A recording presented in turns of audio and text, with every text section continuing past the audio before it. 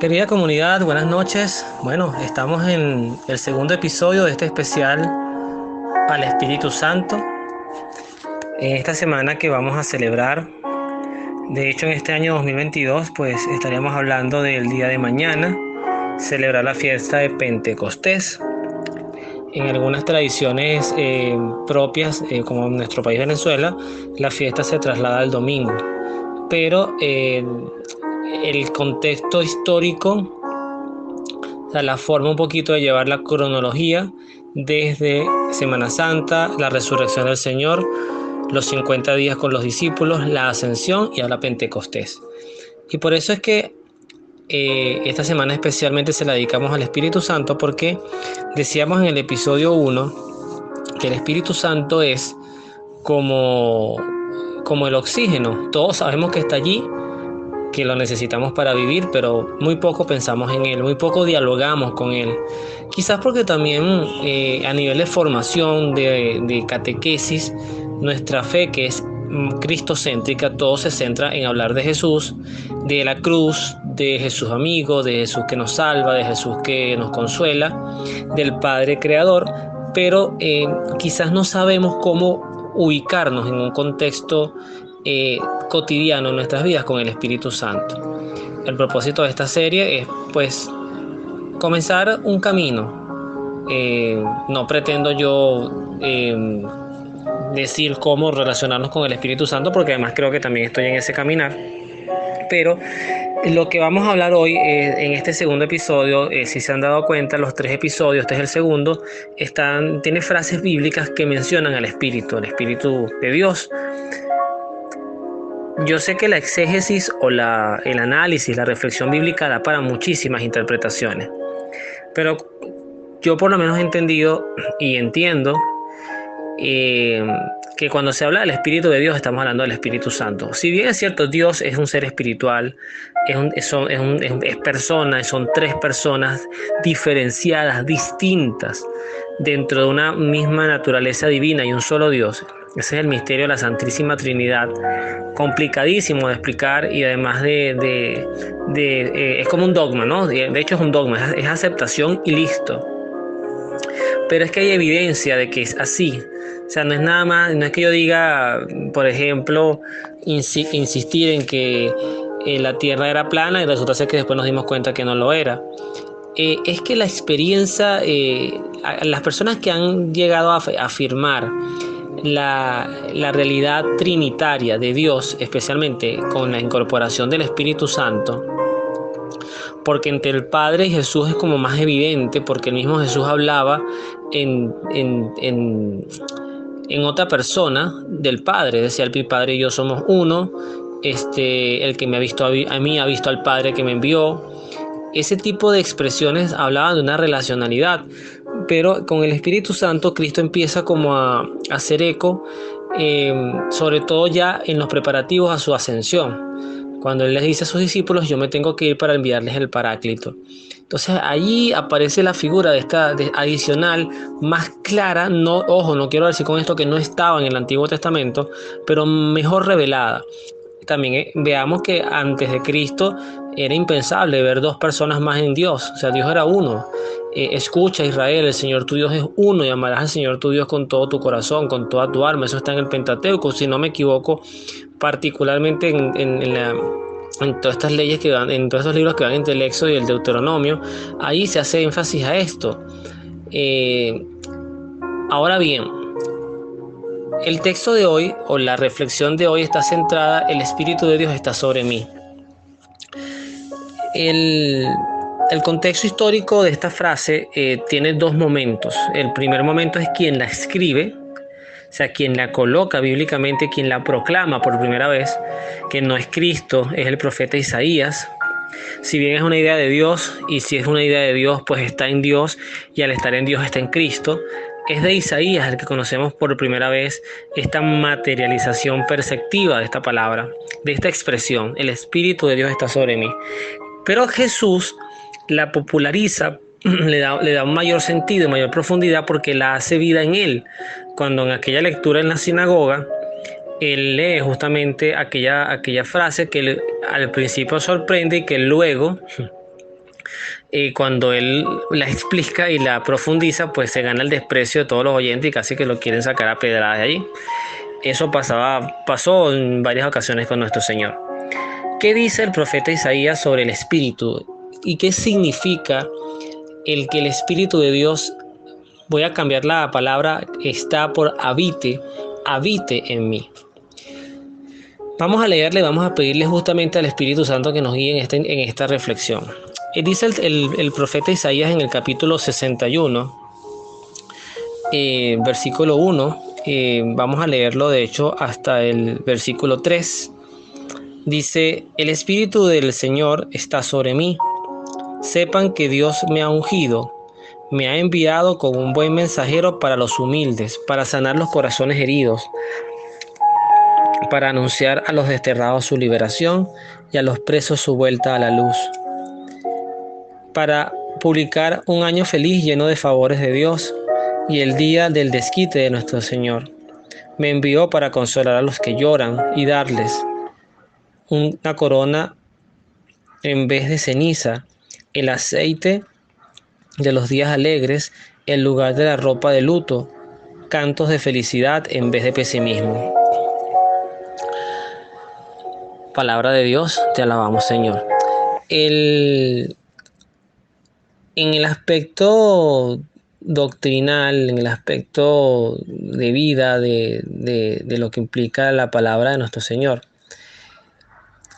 ahí es importante determinar que, me acuerdo una reflexión contada hace muchísimos años por un cantante católico llamado Martín Valverde. En una de sus canciones, no recuerdo cuál, de sus primeros cassettes, aquellos que conocimos los cassettes, él decía que en una actividad, en una dinámica, había una invocación al Espíritu Santo y un grupo de jóvenes estaban pues concentrados para justamente invocar al Espíritu Santo. ¿Qué fue lo que ocurrió? Que de todos vivieron la actividad, o sea, todos la disfrutaron, todos invocaron, menos uno o una, no recuerdo exactamente si era un hombre o una mujer, pero sé que hubo una persona que no hizo la actividad. Y cuando le preguntaron por qué, decía: es que si yo invocaba al Espíritu Santo, el Espíritu Santo iba a habitar en mí y por ende no iba a habitar en mis otros compañeros que están viviendo el retiro. Esa expresión, de acuerdo, no se puede reír, no deja de tener una cierta verdad en lo que uno pudiera calificar como el desconocimiento o la ignorancia de lo que es Dios y lo que implica dentro de sus atributos, la gran capacidad que Dios tiene para estar en muchos lugares al mismo tiempo, para ser infinito en presencia, en verdad, y eso, si nosotros no lo entendemos, pues caemos en este tipo de problemas. Podemos llegar a sentirnos tan indignos del amor de Dios que, como Dios ama a los buenos, pues a mí no me va a amar porque yo nunca soy bueno. Entonces, si bien es cierto, Cristo hace una afirmación desde el púlpito, bueno, el púlpito no sé si sea el nombre para el tema de las sinagogas, pero desde el lugar de lectura, donde él afirmaba que el Espíritu de Dios estaba en él, por ende habitaba en él. Esa invitación, y es donde quiero llegar con esta reflexión, también está para ti y para mí. Nosotros, nos dirá San Pablo, que nuestros cuerpos son morada del Espíritu Santo. Y en esa verdad de fe, un punto que además yo creo que todos manejamos desde el punto de vista social, yo lo veo en mi familia, especialmente las mujeres son muy detallistas con esto. Cuando alguien va a nuestras casas, las casas las empezamos a arreglar, y si alguien se va a quedar en nuestra casa más. Yo recuerdo, bueno, cuando tenía mayor posibilidad de visitar a mi madre, donde ella vive con mi padre, y tú le avisabas que íbamos a llegar tal día, yo estoy seguro, porque más veo el esquema visual, eso era lavar el cuarto, lavar las sábanas, preparar lo mejor para sus hijos. Y en cierta forma eso ocurre, yo lo veo con mi esposa, cuando mis padres vienen, que es más común, a visitarnos y a quedarse un tiempo con nosotros, o bueno, cualquier familiar que venga más a corto plazo, es acomodar la casa porque tenemos un huésped importante. un huésped que además queremos que se lleve una buena impresión y que tenga una gran atención porque le amamos, porque es importante en nuestras vidas. Entonces, ¿qué implica que el Espíritu Santo esté en ti y esté en mí? Implica un gran desafío, porque además, como cristianos, hay cosas a las que tenemos que de verdad socialmente renunciar. Y lo digo socialmente porque el problema radica en lo social. Nosotros podemos ser, como dice el Apocalipsis, como nos dice el Señor, blancos o negros. O sea, podemos ser fuentes de mucha esperanza o fuentes de constantes envíos de mensajes negativos, de cargas, que no me refiero a cargas energéticas de nueva era, me refiero a cargas emocionales, de no saber escuchar, de encerrarnos en nuestras propias ideas, de sumergirnos, nadar en una piscina de murmuraciones. El Papa Francisco ataca mucho esto. Él habla de los daños terribles, además lo califica como un pecado mortal grave. Todos los pecados mortales son graves, pero este lo hace con gravedad. El chisme, el chismorreo, la murmuración, el hablar del otro. Entonces, el Espíritu Santo, para que pueda habitar en nosotros, implica que previamente hagamos como un stop. Si Él ya está allí, porque Dios siempre habitará en nosotros, consciente o no conscientemente de ello, Dios está en nosotros, sobre todo desde el bautismo. Pero es hacer un stop y decir, ya, yo tengo que revisar cómo está mi casa. Yo tengo que revisar cómo está mi vida. Yo tengo que revisar cómo están mis decisiones, mis conversaciones. Qué estoy predicando yo testimonialmente hablando. Y no solamente se trata de predicar, no solamente se entienda como llevar la palabra de Dios, que sí, eso es importante, pero es que yo estoy hablando de cosas más mundanas, pero más cercanas. Cómo es mi relacionalidad en mi hogar, con mi esposa, con mi hijo, con mi esposo, en caso de las mujeres, con mis vecinos, en mi trabajo, cómo me estoy relacionando. Soy una persona que constantemente lleva y trae, o de verdad corto las murmuraciones y hago, que además no trato de quedar bien con todo el mundo. Qué tanto estoy consolando a los que sufren, qué tanto estoy verdaderamente dando un buen mensaje a los que están cabizbajos, qué tanto soy un factor de escucha, además, porque fíjense ustedes la importancia de tener el Espíritu Santo dentro de nosotros. Tener el Espíritu Santo dentro de nosotros nos permite recibir de Él algo que además se recibe en la confirmación y que muy poca atención le damos, pero son herramientas de vida fundamentales. Para que tengamos una idea de lo que les estoy hablando, alguna vez deben haber escuchado de los 7 dones del Espíritu Santo. Estamos hablando del don de sabiduría, de inteligencia, de consejo, de fortaleza, ciencia, piedad y temor de Dios. Cada uno de estos dones tiene unas ramificaciones. Están los dones, están los frutos, pero sacando el lenguaje tan teológico, es que te da herramientas para la vida, para saber aconsejar, para saber tomar decisiones, para fortalecerte ante la adversidad, para no conflictuarte entre la razón y la fe, que podría ser, por ejemplo, un don importante, el don de ciencia, para tener compasión y piedad a la hora de acercarte a alguien y de hacer empatía antes de juzgarle, que es lo último, es más, nunca deberíamos hacerlo. Y el temor de Dios, que es el evitar por encima de todas las cosas lastimarle, ofenderle. Es evitar hacer algo que vaya en contra de su propia voluntad. Es renunciar a nosotros mismos. En cierta forma, Jesús nos lo decía, aquel que renuncia a sí mismo, que cargue con su cruz y me siga. Es renunciar a mis propios caprichos, a mis propios instintos, a mis propios deseos.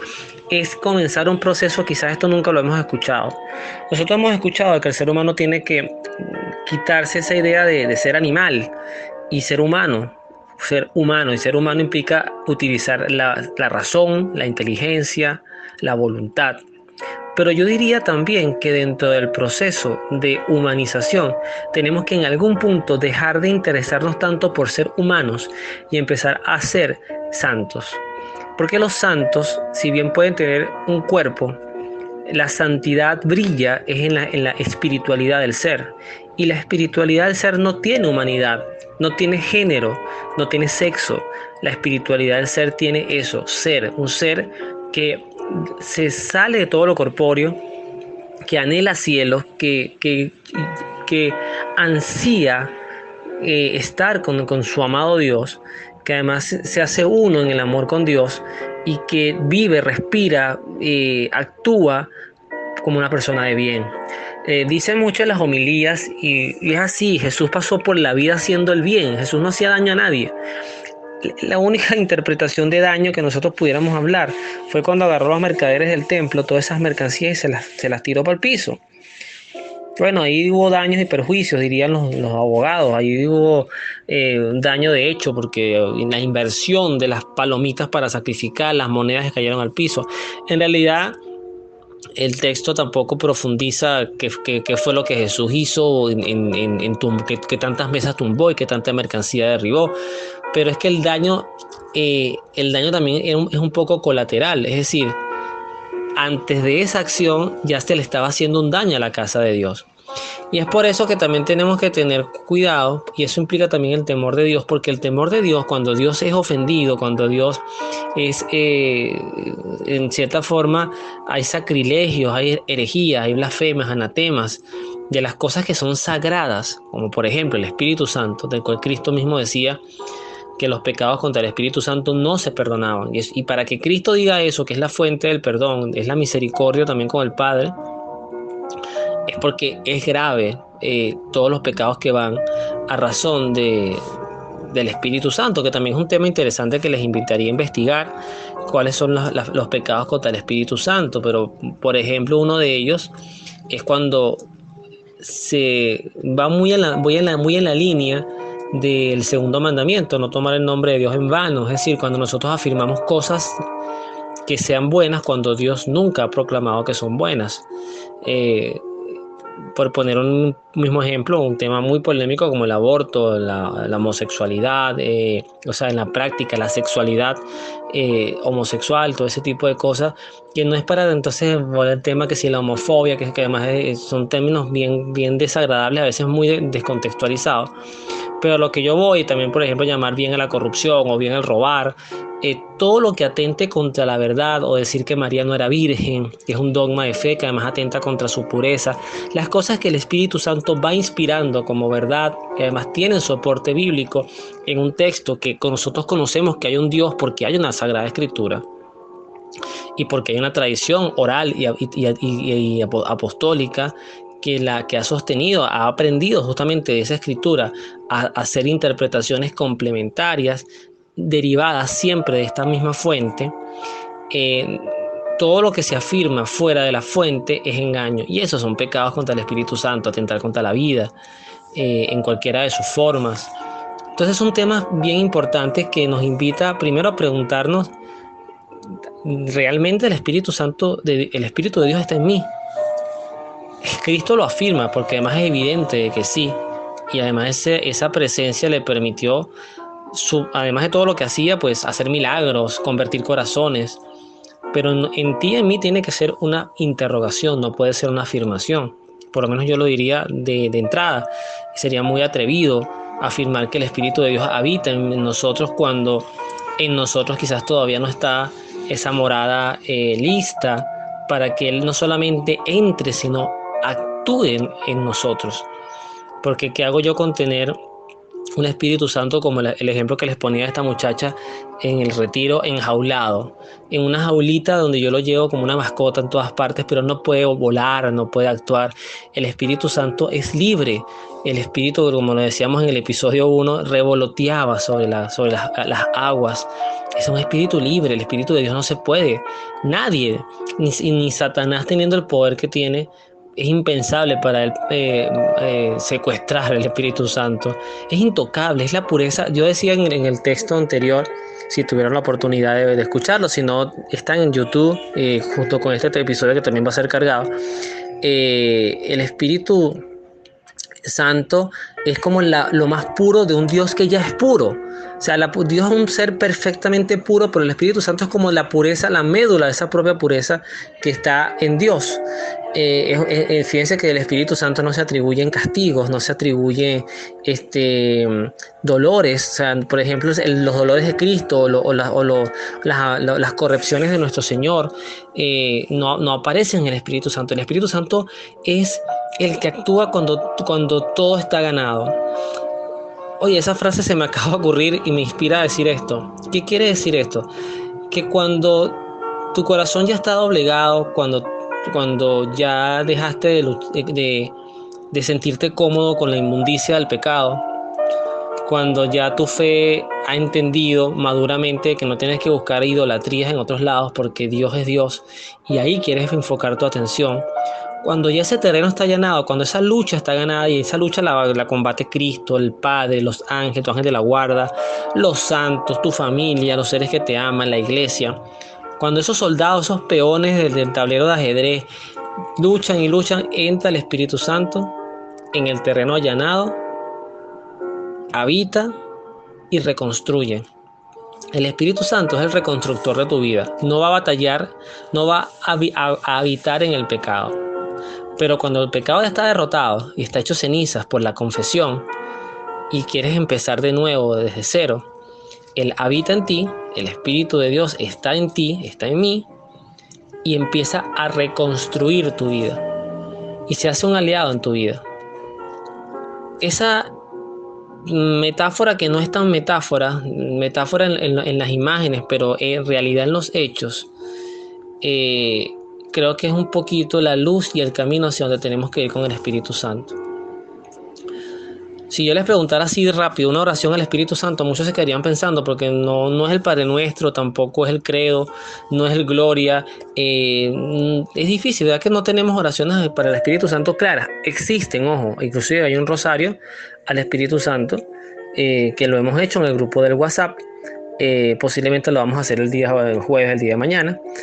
Pero no es fácil la dinámica de buscar una oración rápida, memorizada al Espíritu Santo. Pero es que me gusta que sea así, es bueno que sea así porque con el Espíritu Santo también se puede dialogar. Hay canciones muy hermosas, hay canciones que invocan al Espíritu Santo, que dicen que el Espíritu Santo está allí, que nos renueva. El Espíritu Santo tiene poder, tiene presencia.